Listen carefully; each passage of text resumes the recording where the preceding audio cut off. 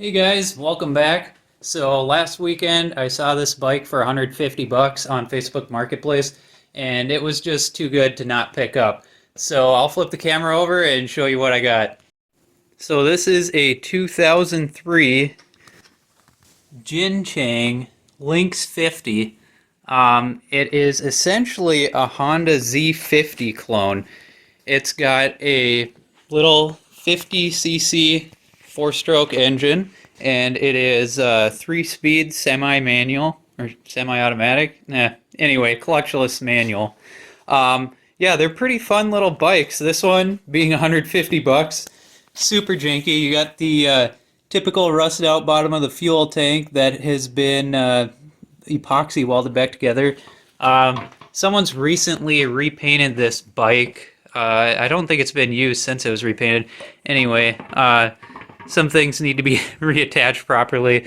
Same with the seat, but that's pretty minor stuff. Where it gets really fun is those handlebars and the fork.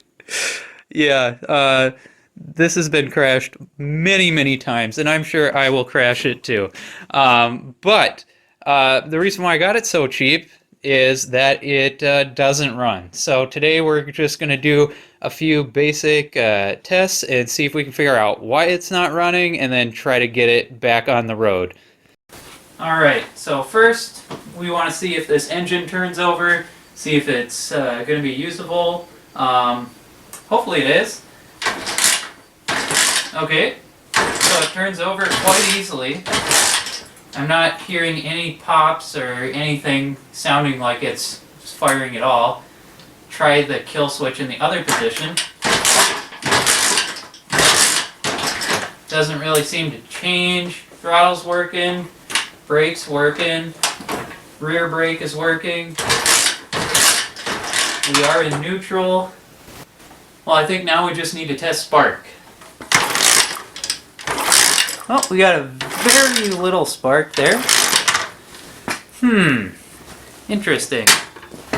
Okay, so being that we have spark, I'm just going to shoot a little starting fluid right down that spark plug hole, and then put the plug back in and kick it over again and see if it fires up. Alright, let's see what we get this time.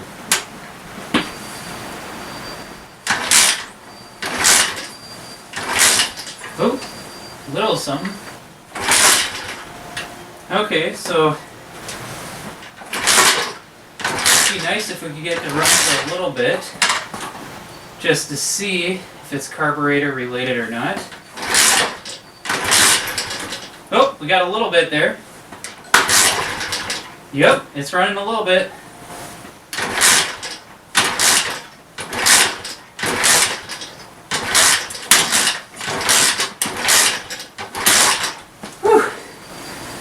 Oh, that's a workout. So I got a tiny bit of running. It smelled like it. Got some really nasty gas sucked in there too. So I think it's time to pull the carburetor off, clean that, and dump out whatever's left in this fuel tank. Oh boy. Yeah, my hopes are not high for this tank actually holding fuel. So someone tried actually welding this, and then JP welding it.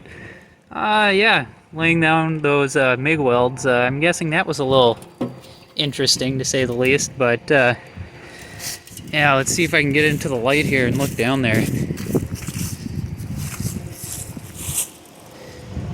Yeah, it's pretty rusty. Okay, so now I'm just going to go ahead and pull this carb, since that appears to be our problem.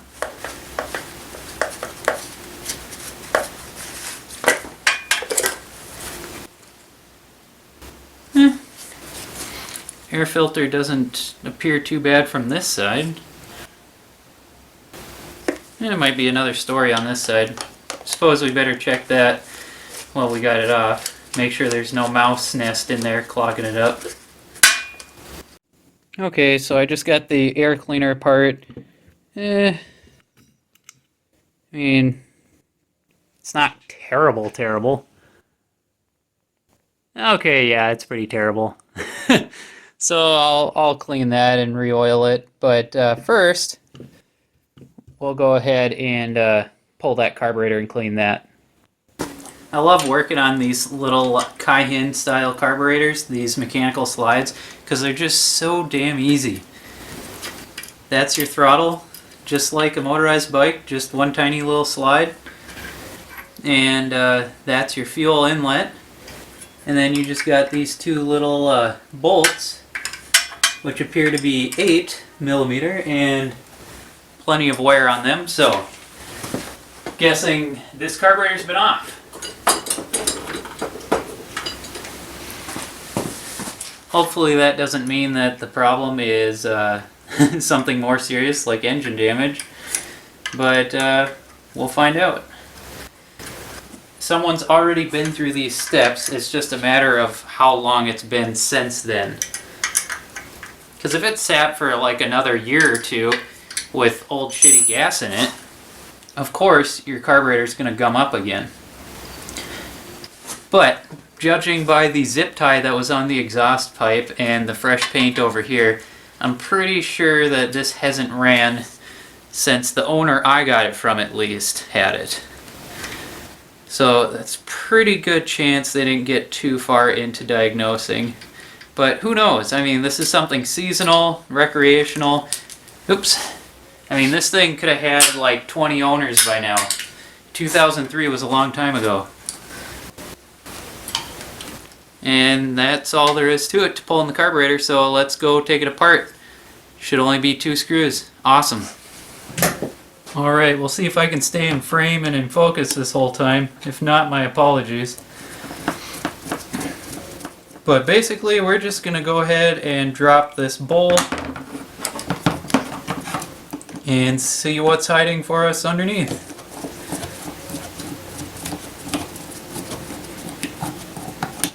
This honestly looks like a brand new carburetor, like someone bought a carb off of eBay. Yep, that's what I thought. So, that's interesting. Literally brand new. Gas actually smells fresh. So there is absolutely no point in cleaning this. And we're going to have to try something else, I guess. We may get down to testing compression. I'm going to try put gas in the tank, and I'm also going to put a fuel filter in line since it didn't come with one and the tank looks really shitty. So I guess I'll put gas in the tank and see if we can get it to fire up. If not, we'll test compression, and if it's got good compression and we have spark and a new carburetor and it's still not firing up, it's just a matter of getting the right settings on this carburetor, most likely then. Because a lot of times they'll sell these carburetors on eBay and they'll say they're for like 10 different things. This one will probably just say for pit bike or SSR or something like that. And anyway, long story short, there's different sized jets, even though the carburetor body might be the same or bolt spacing here might be the same. So that might be what's going on. It might just be a little too rich or a little too lean. But yeah, we'll get some gas in it and see what happens. Okay, so I noticed this O-ring that goes here is actually missing. Now, I don't know if it's absolutely necessary, being it has a plastic spacer that goes here for the gasket. But I found this one in the basement that's pretty close. It was just hanging on a nail from some previous homeowner. So I'm going to try drop it in here and put on some alcohol to stretch it out. Oop, jeez. Hard to see through the camera lens and then also trying to pour. Anyway, yeah, hopefully that'll stretch it out a bit.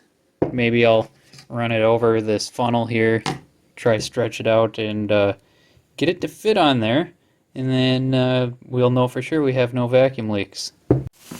Okay, the carburetor is installed. Get some better light here. That O-ring did eventually end up stretching out when I tightened it up. I just kind of squished it on as a gasket with the bolts, and then it spread out into its bore. Um, the fuel tank is hooked up with a brand new fuel filter. Alright, so it's time to find out if this fuel tank leaks, and if so, how bad. I'm going to fill it up with some 2-stroke mixed gas, just so it has some lubrication, because it hasn't run in a very long time, it would appear. And I'm going to just do a little bit, checking for leaks. Oh, yep, and there's the leak. So it's leaking pretty good, and we have no flow on our fuel filter. So, oh, that didn't sound good. Oh God, this thing's just leaking everywhere. I might as well just put the funnel back here and catch it.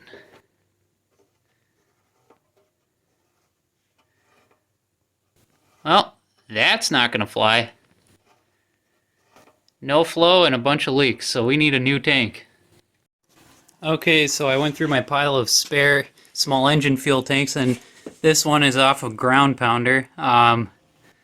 Got this rust-proof plastic tank hooked up with 10 zip ties. Perfectly fitting for a bike of this condition, I think. That's just temporary. I just don't want the smelly, leaky one on there for now. Yeah, I'll fill this up and see if this one holds. Okay, the flow isn't very good, and it does leak a little. I had to pull the hose off and check to make sure it was flowing, but it doesn't leak as nearly as bad as the other one. So I'm just gonna go ahead and put this little thing back on there. And yeah, we'll make sure we're getting fuel out of the carb bowl. Yep, plenty of fuel. Tighten that back up. So I'll mop that up, and then we should be ready for our kickstart. All right, let's see what happens here. So we want choke closed, which is where we're at in the run position. Crack it about quarter throttle. Oh, that was promising.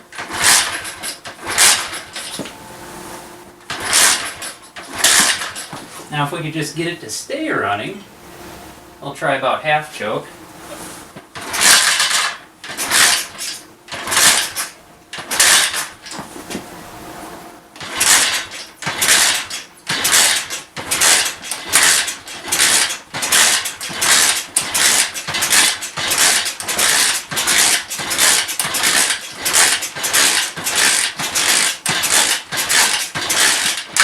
Oh yeah. Yeah, it's time to test compression. Okay, so I kicked it over about 10 times with the throttle wide open.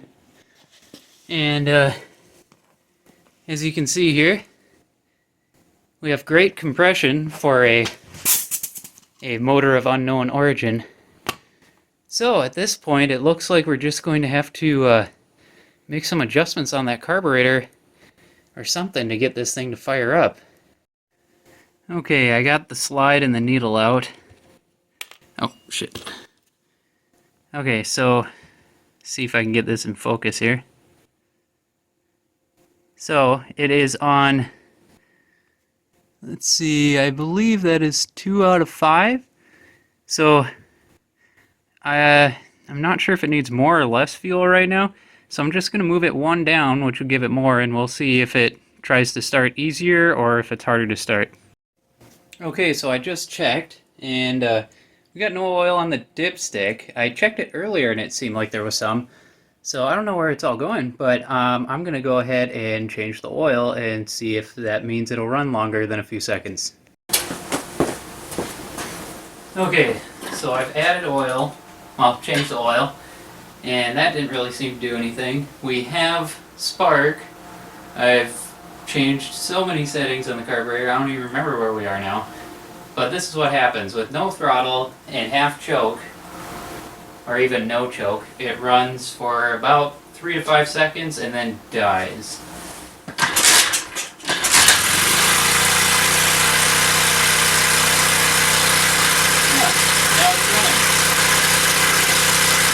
Holy shit.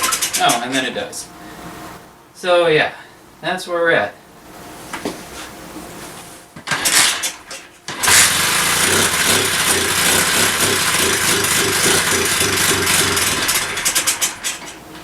It almost acts like it's running out of fuel, which is weird. I suppose it could be that filter's just too low a flow. Or that petcock.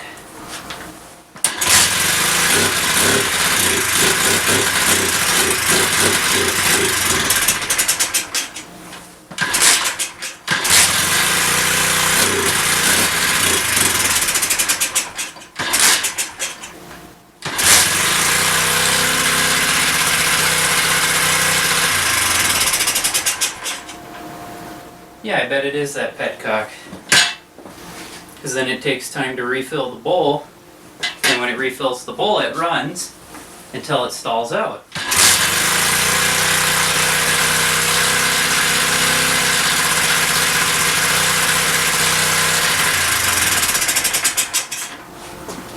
I bet that's it. We need a different gas source. Alright, fuel tank number 3. They keep getting uglier every time. But now we definitively have fuel getting to the carburetor.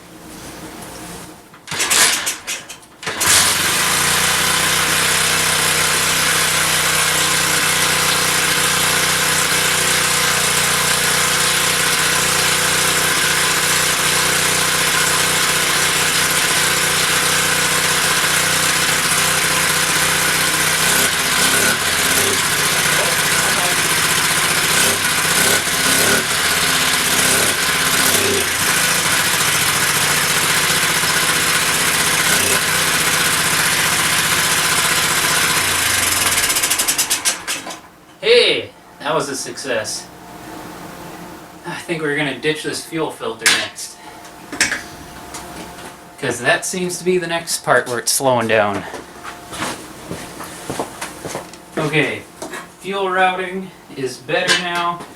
Let's see if it stays running.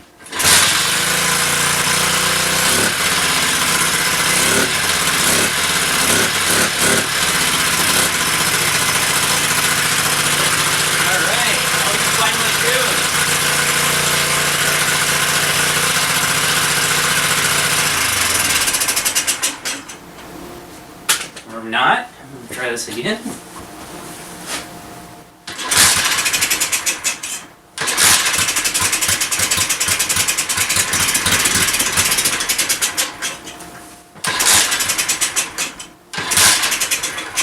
Okay, so I turned it in, the richness screw on the idle circuit, so it would be leaner, and it is not liking that.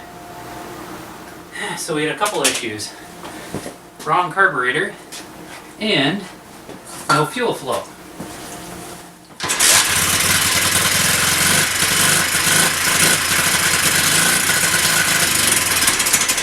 Just trying to find that magic RPM where it wants to run.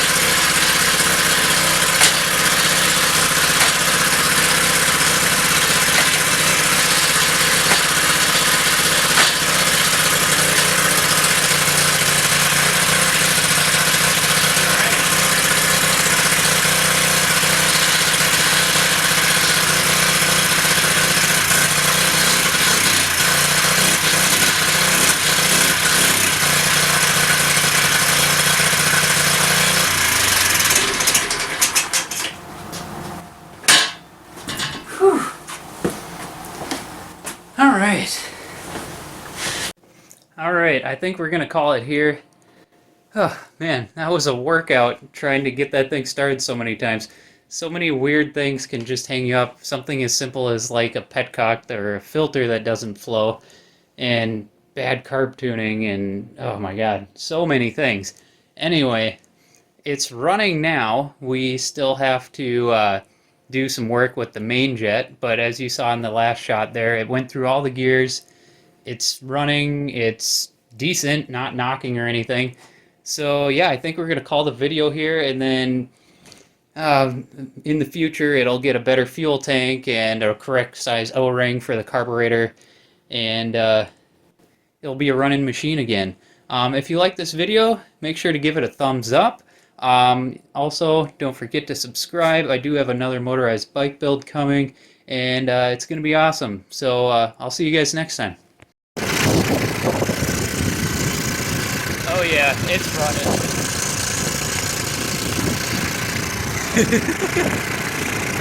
One day I'll be able to drive it with throttle.